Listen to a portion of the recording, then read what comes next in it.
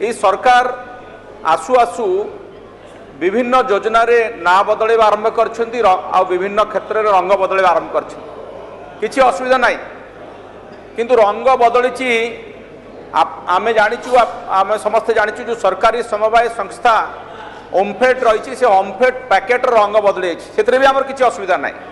असुविधा ये रंग बदलवा सहित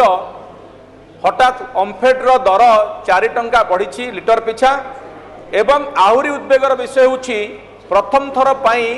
से पैकेट रो ओजन कमाई दिया महोदय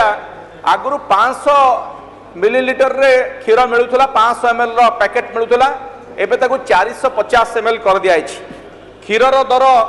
26 टंका पैकेट थिला ताकू 28 टंका कराई लिटर पिछा 4 टंका बढ़ी मंत्री महोदय कहते जे राज्य रे दुग्ध बन्या मिशन करिवे बहुत स्वागत योग्य कथा किंतु दुग्ध बन्या केमती करिवे कहा पाई करिवे ए जो 4 टंका बढ़िला जदि दुग्ध चाषी मानक दिया जाई थांता सेतु किछि अर्थ ताहाले हुए तो से माने अधिक उत्साहित होइथांते राज्य रे दुग्ध चाषी जो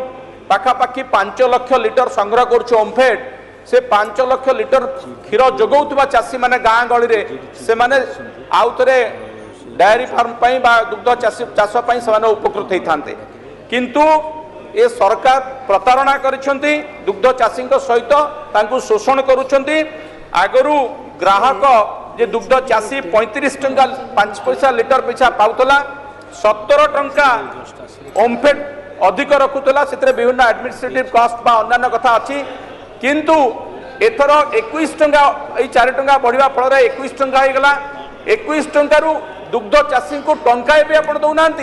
आप सरकार कौन योजना करुछंती कि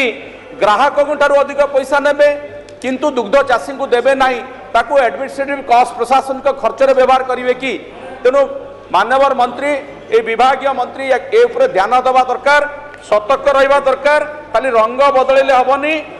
रंग बदलवा राजनीति क्षांत रही दुग्ध चाषी उन्नति कथा से चिंता करिवे कि विधायक सनातन बिजुली।